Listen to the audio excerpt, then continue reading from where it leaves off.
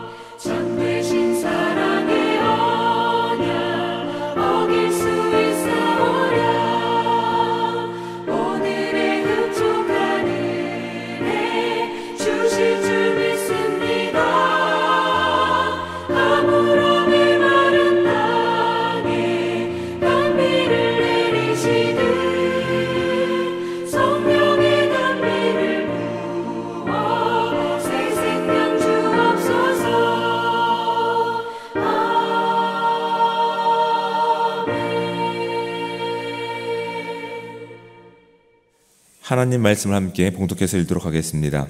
함께 볼 하나님의 말씀은 구약성경 사무엘상 4장 12절부터 22절까지 말씀입니다. 우리 가능하신 분들은 저와 함께 한 목소리로 22절까지 말씀을 합독해서 읽도록 하겠습니다.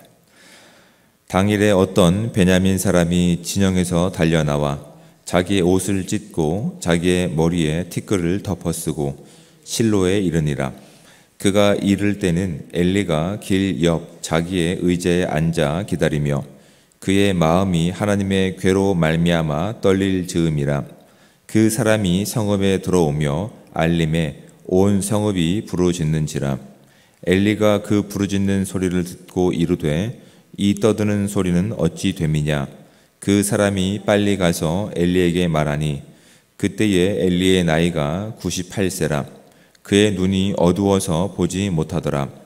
그 사람이 엘리에게 말하되 나는 진중에서 나온 자라.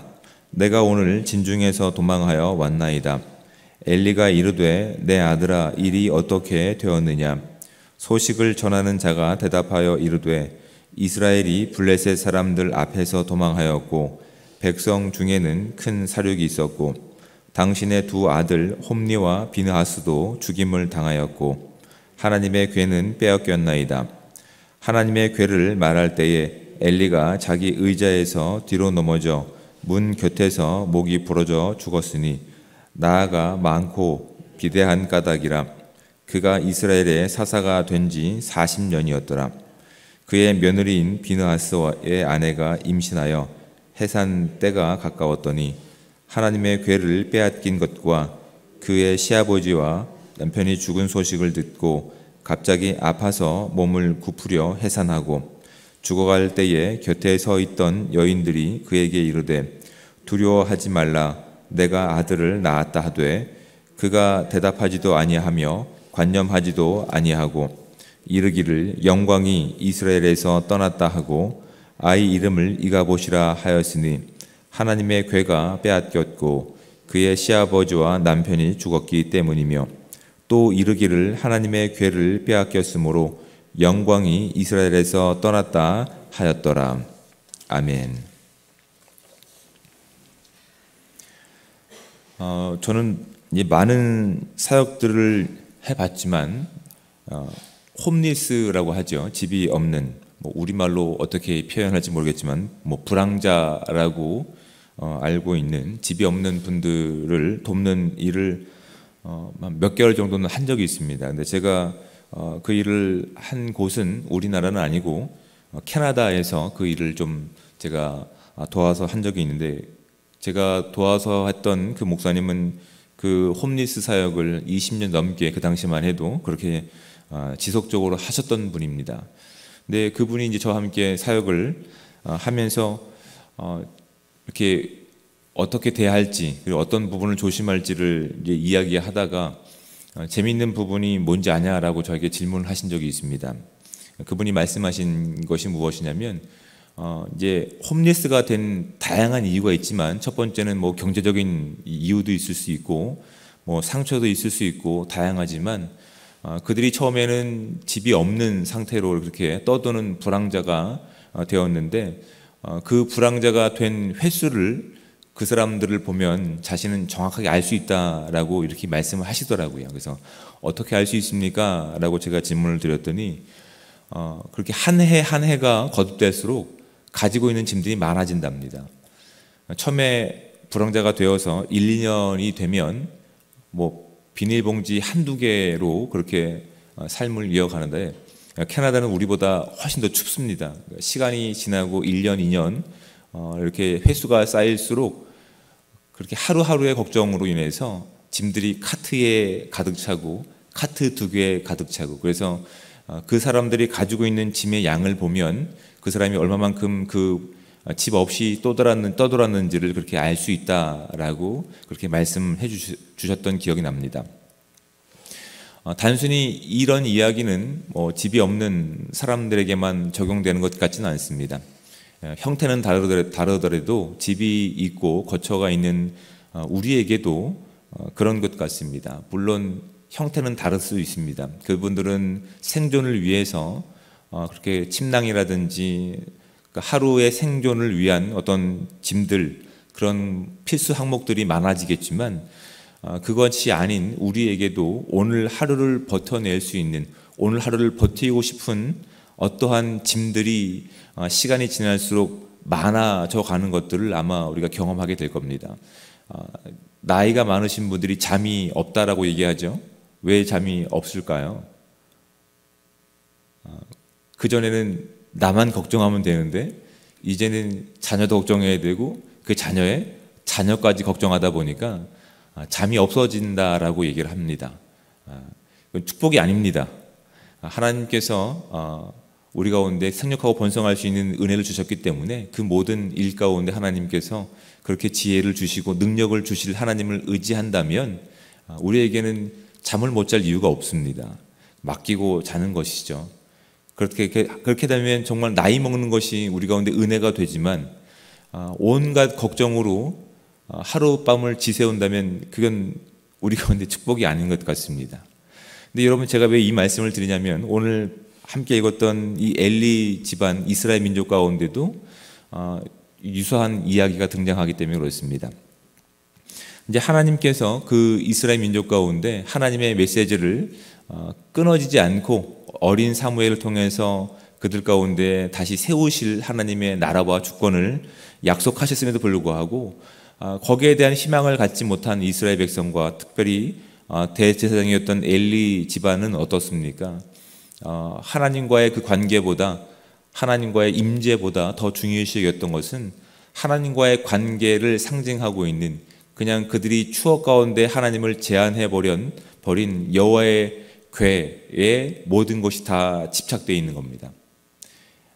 하나님과의 관계와 하나님과의 친밀한 지금의 관계보다 무엇을 더 집착하냐면 여호와의 그 영광과 또한 그 기억과 추억이 담겨 있는 여호와의 궤 가운데 마치 그 궤가 자신들과 하나님과의 관계를 상징하고 있다라고, 하나님의 영광이 그 가운데 있다라고 집착하고 있는 모습으로 그렇게 그려지고 있습니다.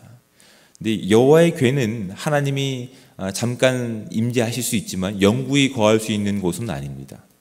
하나님이 그렇게 약속하셨기 때문에 그곳에 거하실 뿐이지, 그렇게 우리가 만들어가는 어떤 모습 가운데 하나님은 영구히 거하실 수 있는 그냥 그렇게 약한 분이 아니십니다. 제한된 분이 아니십니다.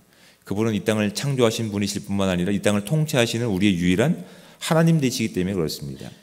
근데 그 하나님과의 관계를 상실했던 이스라엘과 또한 엘리 제사장은 어떻습니까? 그 하나님과의 관계를 붙잡기 위해서 그렇게 매달리지 않습니다. 오히려 하나님께 나아가는 부분이 아니라, 회개하는 부분이 아니라 자신의 추억에 그렇게 붙잡혀서, 또한 자신이 가지고 있었던 어떤 과거의 어떤 내용 가운데 붙잡혀서 그렇게 하나님의 궤를 우상화하는 모습 가운데, 그래서 그건 어떻게 합니까? 전쟁 가운데 그렇게 하나님께 허락받지도 않고 나간 하나님의 궤가 어떻게 될까봐 전전긍긍하며 길가에서 그렇게 기다리고 있는 모습 가운데 있습니다. 그 말씀의 시작이 12절 말씀 가운데 이렇게 시작됩니다. 당일에라고. 그 하나님의 관계와 그 영광이 떠난 자리 가운데서 하나님의 궤까지 이렇게 빼앗겨 버린 상황 가운데서 이제 그들 가운데는 아무것도 남은 것이 없습니다.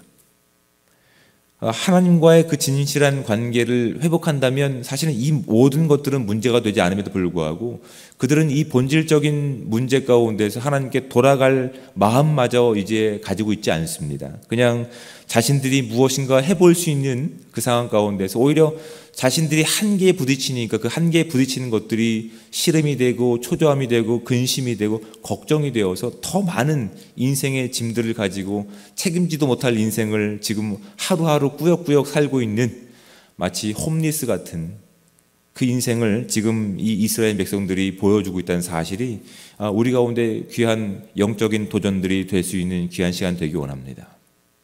우리 인생을 채우고 있는 것이 무엇일까요? 하나님과의 진실한 관계였으면 좋겠습니다. 하나님과의 진실한 관계가 있다면 우리를 채우고 있는 우리의 삶의 내용들은 걱정과 근심과 불안함과 초조함이 아닐 겁니다. 하나님께서 주셨던 우리가 만들 수 없는 평화와 생명이며 또한 우리 가운데 기쁨이기 때문에 그것으로 인해서 우리는 자족하는 삶을 살 수 있을 뿐만 아니라 그 자족하는 삶을 통해서 많은 이들에게 그리스도의 사랑을 전할 수 있는 복의 통로가 될 것입니다. 그런데 우리의 인생을 채우고 있는 것이 무엇인지 오늘 말씀을 통해서 우리가 진지하게 고민해 보며 하나님 앞에 우리의 삶을 꺼내놓을 수 있는 귀한 은혜의 시간들 되시길 바랍니다. 이스라엘 백성과 엘리는 그렇게 하지 못했습니다. 그래서 여호와의 그 궤가 어떻게 될지를 늘 전전긍긍하면서 지금 엘리는 여호와의 성전에 나가서 하나님 앞에 매달리는 것이 아니라 길가 옆에서 13절 말씀에 보면 엘리가 길 옆 자기의 의자에 앉아 기다리며 라고 되어 있습니다. 무엇을 기다리는 걸까요? 하나님이 다시 찾아오실 것에 대한 갈급함이 없습니다. 그냥 자신이 주권 가운데 자신의 어떤 결정권 가운데 보내줬던 여호와의 궤가 혹시나 돌아올까, 혹시나 그것으로 인해서 이스라엘이 전쟁에서 승리했던 소식이 들릴까, 수없이 많은 그런 걱정과 근심으로 그냥 길가에 있는 겁니다. 하나님의 앞이 아닙니다. 들려오는 소문은 무엇입니까? 여호와의 궤가 빼앗겼습니다. 자신의 두 아들 홈리와 비느하스도 그 자리에서 죽어버렸습니다. 이스라엘이 이 3만 명이 다 몰살당하는 처참한 이야기를 그가 듣게 됩니다. 그 이야기를 듣자 그는 충격에 빠져서 그냥 그 자리에서 누워서 즉사해 버립니다. 그의 나이가 이제 15절 말씀 가운데 보면 98세라고 말씀하고 있으며 그의 눈이 어두웠다라고 말씀할 뿐만 아니라 그 몸이 비대했다라고까지 성경은 지속적으로 설명하고 있는 겁니다. 단순히 육신의 물리적인 나이를 뜻하는 것뿐만이 아니라 영적인 나이를 의미하는 겁니다. 하나님과의 관계, 사실 하나님과의 그 영광의 그 관계가 끊어진 상태에서는 그냥 하루하루의 물리적인 나이만 먹어갈 뿐이지 볼 수 있는 눈이 어두워집니다. 그리고 수없이 많은 걱정으로 인해서, 근심으로 인해서 그의 몸은 비대해져 갈 뿐입니다. 여러분, 우리는 이런 인생을 살면 안 됩니다. 우리는 하나님과의 온전한 관계를 회복하고 우리의 주권과 또한 우리의 걱정도 이제 우리의 것이 아니라 하나님의 것으로 내어 맡길 때 진정 우리는 하나님과 함께 하시는 생명과 자유를 누릴 수밖에 없는 것입니다. 여러분, 재미있는 것이 시편 84편에 보면 고라 자손이 쓴 시편의 내용이 있습니다. 찬양시가 있습니다. 근데 여러분, 이 고라 자손이 어떤 집안입니까? 기억하시는 분도 계실지 모르겠지만 여러분, 이 고라 자손은 하나님께서 원하셨던 성전이라고 하는 전멸시켜야 되는 그 전쟁 가운데서 눈에 보기에 좋은 은화 얼마와 또한 아주 화려한 외투를 그렇게 훔쳤던 그런 집안입니다. 결국은 하나님께서 그 문제를 들춰내셔서 그들을 심판하셨죠. 땅이 그들을 집어삼켜버렸습니다. 그런데 남아있는 생존자들을 하나님께서는 그냥 방치하신 것이 아니라 여호와를 섬길 수 있는 은혜로운 자리 가운데 그들을 이렇게 맡겨 놓으셨습니다. 근데 그들이 여호와의 일을 그렇게 잘 최선을 다해 섬기며 그것이 진심이 되어 있으며 과거를 알았던 그들이 시편 84편의 말씀 가운데 그들이 어떻게 고백하는지 아십니까? 다른 곳에서의 첫날보다 여호와의 성전 문지기로 하루를 사는 것이 저에게 복이 됩니다라고 고백을 합니다. 여러분, 이런 고백이 저와 여러분들의 고백이 되시길 바랍니다.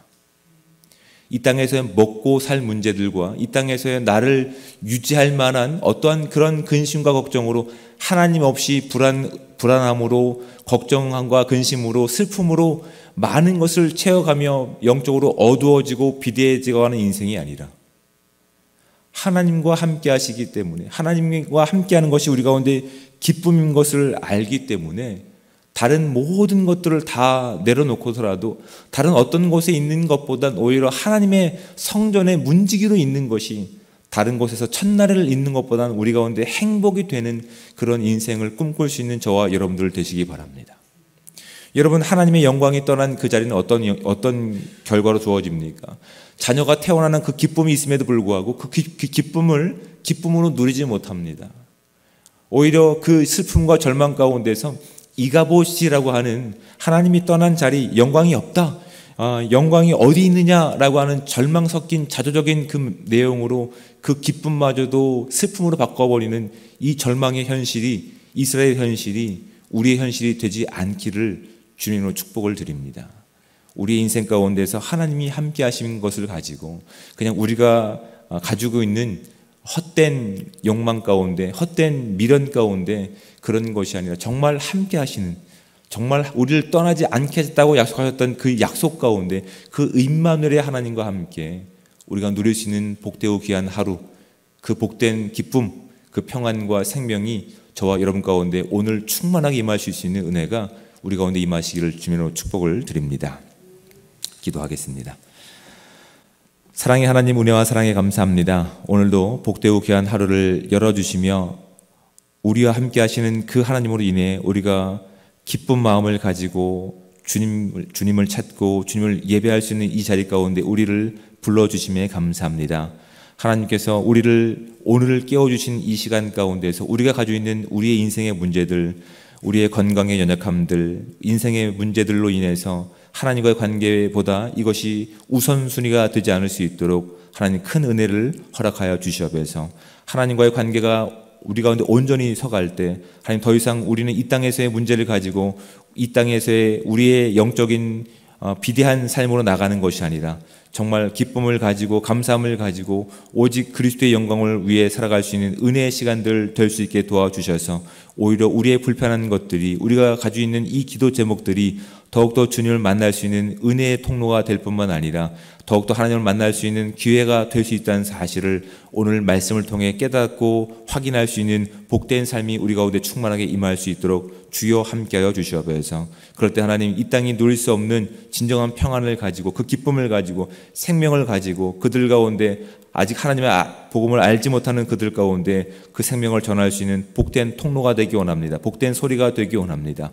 우리에게 그 생명을 허락하여 주시며 하나님과의 관계가 온전히 회복될 때 그 영광을 누리는 기쁨이 얼마나 큰지를 우리의 삶을 통해 온전히 전할 수 있는 귀한 삶 될 수 있도록 주님 함께하여 주시옵소서. 다만 바라는 것은 하나님, 우리 가운데 그 믿음이 없기에 오늘도 우리가 주님 앞에 나와 간구합니다. 하나님, 우리의 연약함을 아시는 주님께서 하나님의 크신 은혜로 우리의 모든 것들을 채워주셔서 우리의 걱정이 이제는 걱정으로 그치는 것이 아니라 슬픔으로 기쁨으로 바뀔 수 있게 하시고 생명으로 바뀔 수 있게 하시고 하나님의 놀라운 축복으로 바뀔 수 있는 시간 될 수 있게 도와주셔서 그것 가운데 머물러 있는 것이 아니라 그것을 전할 수 있는 복된 삶으로 나갈 수 있는 은혜의 시간들 될 수 있도록 주여 함께하여 주시옵소서. 오늘 하루의 모든 삶을 주님 앞에 의뢰합니다. 그 모든 순간 가운데 주의 영광만 드러나기를 소망하오며 사랑이 많으신 예수 그리스도의 이름으로 기도드립니다. 아멘. 하늘에 계신 우리 아버지, 아버지의 이름을 거룩하게 하시며 아버지의 나라가 오게 하시며 아버지의 뜻이 하늘에서와 같이 땅에서도 이루어지게 하소서. 오늘 우리에게 일용할 양식을 주시고 우리가 우리에게 잘못한 사람을 용서하여 준 것 같이 우리 죄를 용서하여 주시고 우리를 시험에 빠지지 않게 하시고 악에서 구하소서. 나라와 권능과 영광이 영원히 아버지의 것입니다. 아멘.